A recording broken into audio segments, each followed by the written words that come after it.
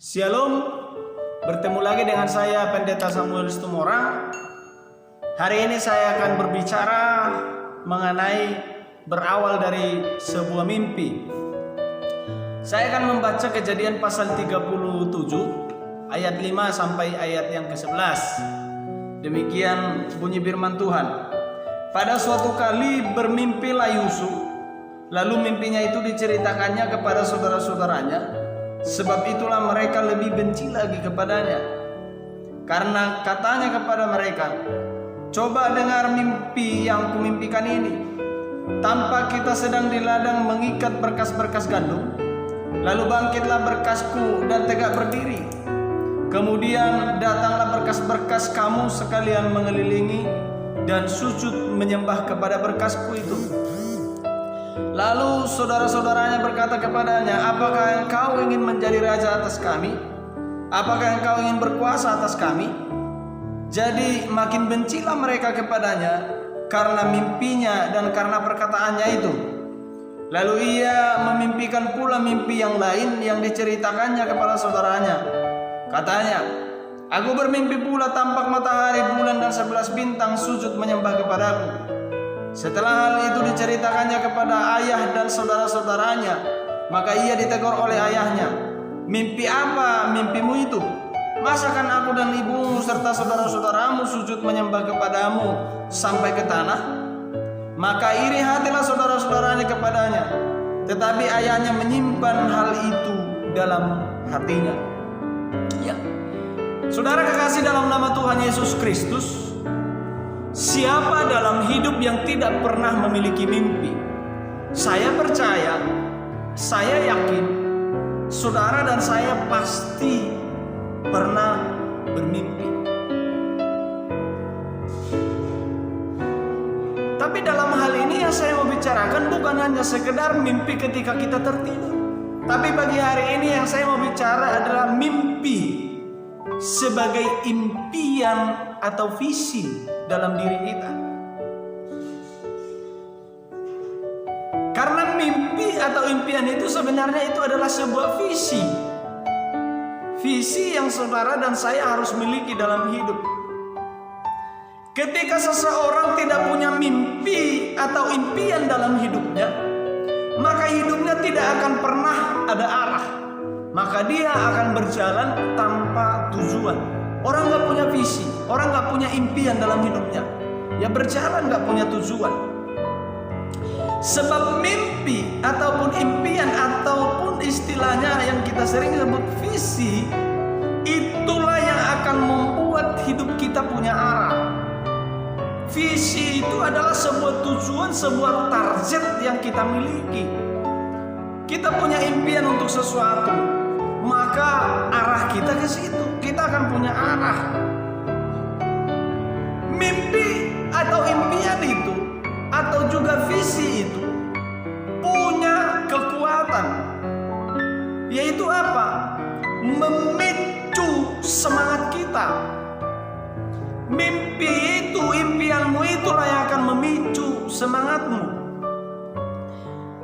menarik dan mengarahkan semua kekuatan kita untuk mencapainya.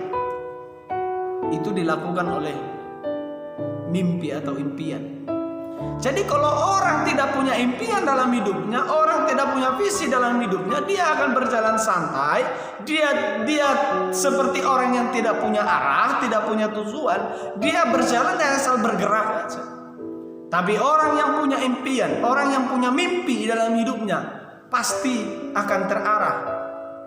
Sama halnya dengan Yusuf. Ketika dia mimpi yang dimiliki,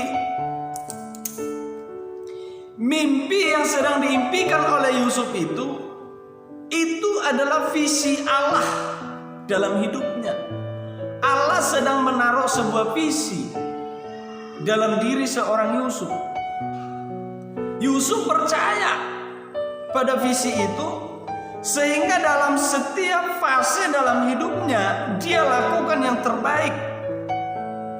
Maka hasilnya apa? Visi itu, impian itu tercapai.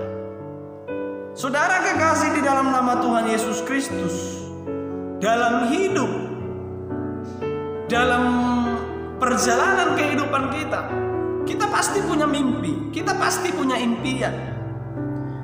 Mungkin yang masih sekolah punya impian, punya kerinduan dalam studinya, dia bisa berhasil. Dalam rumah tangga, orang yang berumah tangga punya impian. Ya, ketika saya membentuk sebuah rumah tangga gitu, punya impian, bisa punya rumah, punya keturunan, punya kendaraan yang bagus, yang layak gitu. Punya visi, punya mimpi. Impian inilah yang akan memacu dia untuk semangat melakukan setiap pekerjaannya. Yang berusaha juga punya impian. Gak mungkin kita punya bisnis, kita buka sebuah usaha, kita tidak punya target. Harus ada target dalam hidup. Dan lain-lain, banyak hal lagi dalam hidup. Impian itu sama dengan ibarat kita punya target. Target kita apa? Maka ketika kita punya target, ketika kita punya impian, ketika kita punya visi dalam hidup kita, maka kita akan melakukan yang terbaik dengan segenap kekuatan dan kemampuan kita. Tapi saudara kekasih dalam nama Tuhan Yesus Kristus, untuk mencapai kepada tujuan itu, impian itu tidak mudah. Ada begitu banyak proses, ada begitu banyak fase yang harus kita hidupi. Yusuf fase sampai dia mencapai finish daripada mimpinya itu, dan pada akhirnya kedua orang tuanya, saudara-saudaranya sujud menyembah kepada dia seperti yang dimimpikan, seperti visi Allah dalam dirinya itu terjadi ketika dia menjadi orang nomor 2 di Mesir. Tercapai mimpi itu, impian itu tercapai. Tapi banyak fase yang harus dilewati. Dia harus dibenci sama saudaranya, dia harus dijual sama saudaranya, dia harus mengalami fitnah, dia harus mengalami yang namanya jadi budak, dia harus mengalami terpenjara. Itu semua terjadi bukan karena perbuatannya, tapi apa? Itu proses, fase yang Tuhan izinkan sampai ia mencapai titik akhir dari visi itu.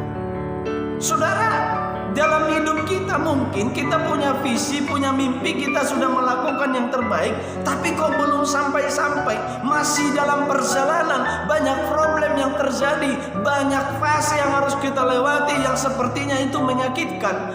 Berjalanlah terus, melangkahlah terus dengan iman dan keyakinan, miliki keteguhan hati terhadap visi itu, terhadap impianmu itu.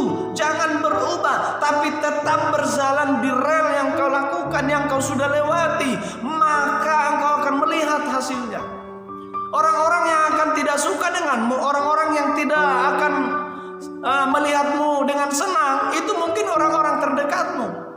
Gak peduli, asalkan apa yang mereka lakukan, mereka iri, mereka benci, mereka marah bukan karena perbuatanmu. Engkau seperti difitnah, engkau seperti dijual bukan karena perbuatanmu. Jalanin aja, tetap melakukan yang terbaik, maka engkau juga akan menuai hasil yang terbaik. Saya percaya setiap orang yang punya impian, setiap orang yang punya visi dalam hidupnya, dia akan berjalan dengan kekuatan yang dia miliki. Dia akan diarahkan oleh visi itu. Dan saya percaya selama ia teguh di dalam mimpi itu, dia akan melihat bahwa mimpi itu menjadi kenyataan dalam hidupnya. Tetaplah semangat untuk hari ini, karena Tuhan menyertai kita. Tuhan Yesus memberkati. Shalom.